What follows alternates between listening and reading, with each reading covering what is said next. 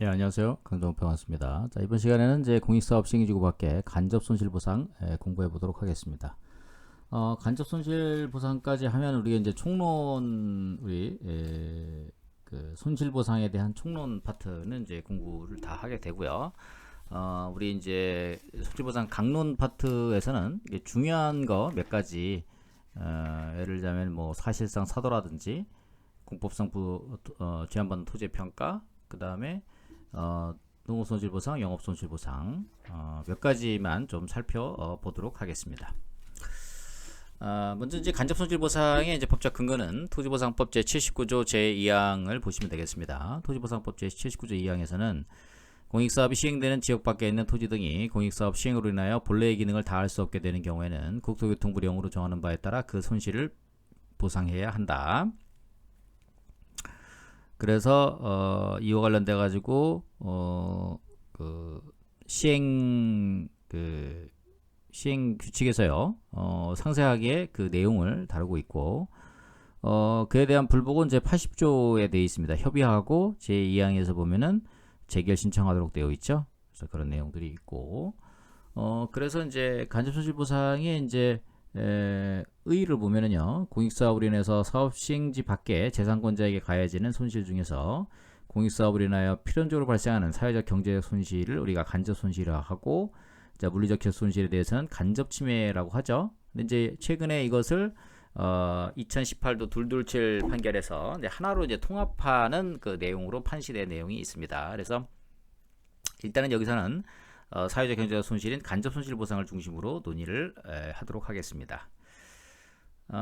간접손실보상의 법적 성격에 대해서는 손해배상설, 그렇죠? 손실보상설, 책임 결과 책임설 뭐 이런 학설들이 대립하는데 간접손실보상은 기본적으로 이거 손실보상으로 이해하는 것이 타당하고요. 다만 이제 예견 용인된 범위를 넘는 피해에 대해서는 손실보상이 아니라 손해배상으로 파악함이 타당하다 이렇게 보시면 되겠습니다. 간접손실보상의 이제 법적 성격으로 본다 그러면은 간접손실은 재산권에 대한 보상과 생활권에 대한 보상 모두가 포함된다 이렇게 볼 수 있겠고요. 간접손실보상의 근거로 보면, 자 이론적 근거로 보면 공익사업이 원인이 돼서 발생하는 것이므로 특별한 희생에 해당하는 경우에 공적 부담 앞에 평등의 원칙상 보상해야 된다. 즉 간접손실보상도 손실보상의 개념에 포함되는 것이 타당하다는 것이 이제 이론적인 개념이고요. 그러면 이제 헌법적 근거로 헌법 제23조 3항에서 손실보상에 포함되느냐라는 논의가 있죠. 부정하는 견해, 긍정하는 견해 대립하고 있는데 우리 대법원 판례는 99-27231 사건에서 간접손실보상에 관련돼서도 헌법 제23조 3항에 포함된다 이렇게 판시하고 있습니다. 이 수산협동조합 관련된 판례죠. 이 수산협동조합의 영업손실보상, 위탁 판매 수수료에 대한 영업손실보상이죠. 그래서 99-27231 사건에서 수산협동조합이 수산물 위탁 판매장을 운영하면서 위탁 판매 수수료를 지급받아 왔고, 그 운영에 대해서는 수자원 보호령 제21조 1항에 의해서 그 대상 지역에서의 독점적 지위가 부여되어 있는데 공유수면 매립 사업 시행으로 그 사업 대상 지역에서 어업활동을 하던 조합원들의 조업이 불가능하게 되어 일부 위탁 판매장에서의 위탁 판매 사업을 중단하게 된 경우, 그로 인한 수산업협동조합이 성실하게 된 위탁 판매 수수료 수입은 사업 시행자의 매립 사업으로 인한 직접적인 영업손실이 아니고 간접적인 영업손실이라고 하더라도 피침해자인 수산협동조합이 공공의 이익을 위하여 당연히 수인해야 할 재산권에 대한 제한의 범위를 넘어 수산협동조합의 위탁판매 사업으로 얻고 있는 영업상의 재산 이익을 본질적으로 침해하는 특별한 희생에 해당하고, 사업 시행자는 공유수면 매립 면허 고시 당시 그 매립 사업으로 인하여 이와 같은 영업손실이 발생하는 것을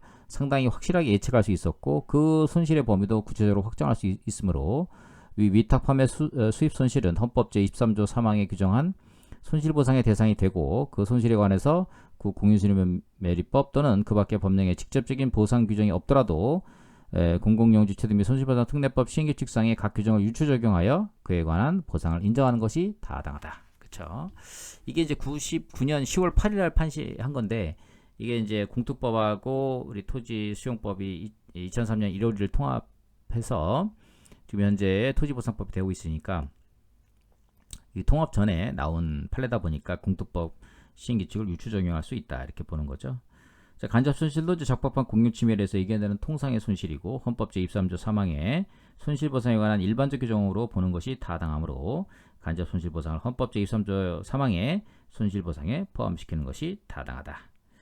자, 그래서 법률적 근거를 보면 헌법 제23조 3항 34조 토지보상법 79조 2항 및 동법 시행규칙 59조부터 65조 등을 들 수 있겠다. 자, 간접손실보상의 이제 요건으로 본다 그러면요, 공익사업 시행으로 공익사업 시행지구 밖에 토지 소유자 등이 입은 손실이어야 하고, 그 손실이 공익사업 시행으로 인해 발생하는 것이 예견되어야 하고, 그 손실의 범위가 구체적으로 특정될 수 있어야 한다. 그게 이제 여러 판례들로부터 지금 논의되고 있습니다. 97-56150이라든지 2001-44352, 95-29161 사건에서 그렇게 판시하고 있죠. 그래서 97-56150 판결을 보면 공익사업 시행으로 인하여 그러한 손실이 발생하려는 것을 쉽게 예견할 수 있고, 그 손실의 범위도 구체적으로 이를 특정할 수 있는 경우라면 이제 가능하다, 유추적용에서 가능하다, 공투법 시행규칙 유추적용에서 가능하다라고 하고 있고, 만약에 이제 그 김양식 사건처럼 그 관계법령이 요구하는 2001-44352 사건에서는 관계법령이 요구하는 허가나 신고 없이 김양식장을 배우지로 하여 김종묘 생산업에 종사하던 자들의 간접 손실에 대하여 그 손실의 예견 가능성이 없고 그 손실의 범위도 구체적으로 특정하기 어려운 경우에는 관계기준 유추형에서 보상할 수 없다라는 이제 판례 내용이 되겠습니다. 재사건에 특별한 희생이 발생해야 되는 것이죠. 마찬가지 이것도 그 다음에 이것도 뭐 형식설, 실질설 그런 논의로 보시면 되겠고, 그 다음 보상 규정에 관련돼서는 79조 제2항부터 제2항에서 규율을 하고 있고 시행규칙 59조부터 65조까지 이렇게 보고 있습니다.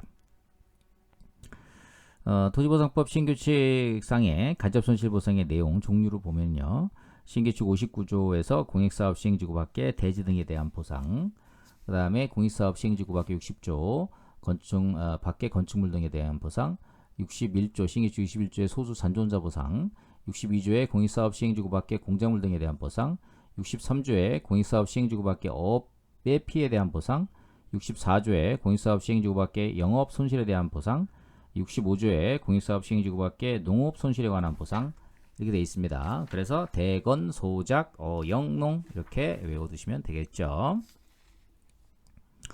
그래서 간접손실보상의 그 행사 기간은 손실 또는 비용의 보상은 관계법령에 따라 사업이 완료된 날 또는 24조 2에 따른 사업 완료 고시가 있은 날로부터 사업 완료로부터 1년이 지나면 청구할 수 없다 이렇게 되고 있습니다. 토지보상법상의 절차는 보상계획 공고, 협의와 재결 신청하도록 되어 있죠. 자, 불복 방법에 대해서는 어떻게 다투는 것이 타당한가, 이와 관련돼서는 그 토지보상법 제79조 2항에서 협의하고 협의가 안 되면은 행정소송으로 다투도록 하는 그런 내용이 있죠. 사건 번호 2010-23210 사건에서 보면은요, 토지보상법 제79조 2항 등에 따른 사업 폐지 등에 대한 보상 청구권에 관한 쟁송 형태는 행정소송이어 하고, 그 다음에 공익사업으로 인한 사업 폐지 등으로 손실을 입은 자가 이 법률에 따른 보상을 받기 위해서는 재결 절차를 거쳐야 한다라고 판시하고 있습니다. 자, 간접손실보상에 대한 권리구제로 본다고 하면요, 현행 토지보상법의 간접손실보상은 79조 2항에서 손실보상하도록 하고 있고, 구체적으로 대건, 소작, 어영농 이렇게 하고 있습니다. 그래서 간접손실보상에 대한 명시적인 그 보상규칙이 없는 경우에는 79조 제2항을 직접 확대 적용해서 인정하자라는 논의가 있고, 토지보상법 제79조 2항을 직접 효력을 인정하지 않는 그런 케이스가 있습니다. 간접손실도 적법한 공용침해로 인해서 예견되는 통상의 손실이고, 헌법 제23조에 따라 정당한 보상을 하기 위해서 토지보상법 제79조 2항을 공익사업에 따른 간접손실보상의 일본 근거 조항으로 보고, 토지보상법 시행규칙의 간접손실에 관한 명시적인 규정이 없는 경우에는 토지보상법 제79조 제2항에 직접 근거하여 간접손실보상을 청구할 수 있다고 보는 것이 타당하다. 과거에 그 79조 2항 제4항 논의는 지금 거의 하지 않고 있습니다. 그래서 제 교재에서는 79조 제2항하고 제4항 논의를 없앴습니다. 삭제했어요. 학계에서 논의를 거의 안 하고 있어서요. 그 다음에 보상 규정이 결여된 간접 손실 보상의 근거에 대한 학설과 판례 이런 것들 보시면은 이거는 이제 헌법 제23조 3항의 효력 논의가 비슷한데 독일에서 넘어온 학설입니다. 그대로 이거를 좀 독일에서 넘어온 이론을 그대로 반영을 했고요. 보상 부정설, 유추조용설, 헌법 제23조 3항의 직접 적용설, 평등원칙 및 재산권 보장 규정 근거설, 수용적 침해 이론, 손해배상설 이렇게 하고 있는데 우리 판례는 위탁판매 수수료 99-27231 사건에서 위탁판매 수수료 수입 손실은 헌법 제23조 3항에 규정한 손실보상의 대상이 되고 그 손실에 관해서 공유수면 매립법 또는 그 밖에 법령의 직접적인 보상 규정이 없더라도 공투법 시행규칙 각 규정을 유추정하여 그에 관한 보상을 인정하는 것이 타당하다. 95-2916 참깨 사건이죠. 원고가 입은 참깨 추경합에 대한 간접 손실은 그 발생을 예견하기 어렵고 그 손실의 범위도 쉽게 확정할 수 없으므로 특례법 시행규칙의 간접 손실에 관한 규정을 준용 또는 유추하여 사업 시행자인 피고 공사에 대하여 그 손실보상 청구를 인정할 수도 없다 할 것이다. 그러니까 손실 발생의 예견 가능성하고 손실 범위의 특정성이 있어야 관계기조 유추정에서 보상할 수 있다. 이렇게 보시면 되겠습니다.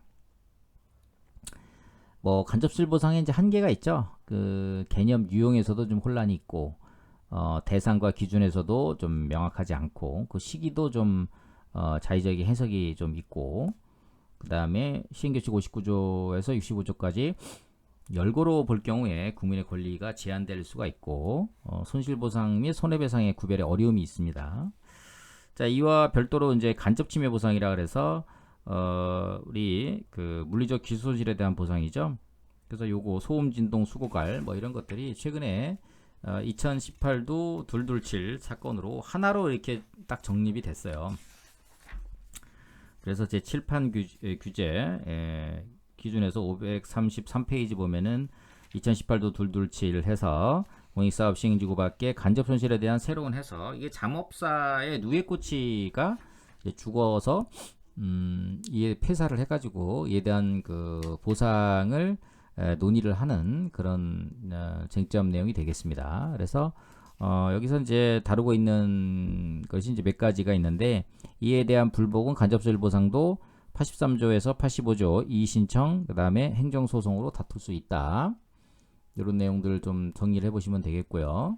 그 다음에 환경정책기본법 제44조 1항 환경오염 피해에 대한 무과실 책임에 대한 손해배상 청구도 가능하다. 다만 토지보상법상 간접손실보상과 양자를 동시에 행사는 불가하다. 이렇게 지금 보고 있는 거죠.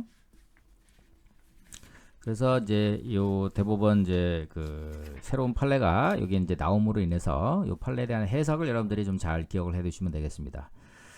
그래서 이 판례 이제 전문을 보면 칠판 기준에서 538페이지 보면은 종전에 이제 그 공익사업 시행 과정에서 발생한 그 영업 손실을 주로 영업 손실 보상을 했는데 이 판례는 이제 공익사업 시행지구 밖에 공사가 완료되었을 때도 손실 보상을 해야 된다. 그렇죠? 소음 진동으로 인한 이 잠업사의 누에꼬치 영업 손실에 대해서 보상해야 된다. 그러니까 종전에 공익사업 시행 과정에서 발생한 그 공익사업 시행지구 밖에 보상뿐만 아니라 공익사업 시행 결과 발생한 그 휴업 손실, 그렇죠? 지금 이제 누에꼬치 잠업사의 누에꼬치의 영업 손실 보상도 보상을 해야 된다 이런 내용이고요. 그다음에 이제 두 번째 쟁점은 실질적으로 같은 내용의 손해에 관해서 토지보상법 79조 2항에 따른 손실보상과 환경경쟁기본법 제44조 1항에 따른 손해배상 청구권이 동시에 성립하는 경우 영업자가 두 청구를 동시에 행사할 수는 없고, 그렇죠? 그 중에 이제 하나만 행사하고 해당 사업의 공사 완료일, 우리 지금 이제 사업 완료일로 바뀌었지만 종전 규정은 종사 완료일이었죠. 1년이라는 손실보상 청구 기간이 지나 손실보상 청구권을 할 수 없는 경우는 손해배상이 가능하다. 그러니까 지금 현행 법제로 보면은 사업 완료일부터 1년 이내다 그러면 손실보상 청구가 가능하고 만약에 그걸 경과했다 그랬지만 손해배상 청구 요건을 충족하면 손해배상 가능하다. 이렇게 보고 있고요. 세 번째 쟁점은 공익사업으로 인하여 공익사업 시행지구 밖에 영업을 휴업하는 자가 토지보상법 34조 54에 규정된 재결 절차를 거치지 않은 채 곧바로 사업 시행자를 상대로 토지보상법 시행규칙 47조 제1항에 따라 영업손실에 대한 보상을 청구할 수 있는지에 대해서는 안 된다. 재결 전추주의를 채택해야 된다라고 보는 거고요. 그 다음에 어떤 보상 항목이 공익사업을 위한 토지 등의 취득 및 보상에 관한 법령상 손실보상에 해당함에도 관할 토지 수용회가 사실을 오인하거나 법리를 오해함으로써 손실보상 대상에 해당하지 않는다고 잘못된 내용의 제기를 한 경우에 피보상자가 제기할 소송과 그 상대방은 뭐다? 바로 토지보상법. 이게 이제 원래는 잘못된 제기에 따르면 재결 취소송을 제기해야 되지만 그게 아니고 피보상자는 관할 토지 수용회를 상대로 재결에 대한 취소송을 제기할 게 아니라 사업시행자를 상대로 토지보상법 제85조 2항에 따른 보상금 증감 청구 소송을 제기해야 된다. 이게 이제 정답이 되겠습니다. 그래서 이 판례 딸딸딸딸딸 여러분들 좀 기억을 해두시고요. 이와 관련된 문제도 예상 문제 공익사업으로 인한 공익사업 시행지구 밖의 환경 피해에 대한 손실보상에 대해 설명하시오 40점 뭐 이런 문제도 제가 교재에 실어놨습니다. 그래서 자, 그런 부분들도 한번 살펴보시면은 공부에 많은 도움이 되시겠다 이렇게 말씀드리겠습니다. 자, 그럼 여기까지 하고요. 항상 최선을 다하고 포기하지 않는 자세로 임할 때 꼭 감정평가사 합격한다 이런 말씀 드리겠습니다. 오늘도 수고 많으셨습니다. 감사합니다.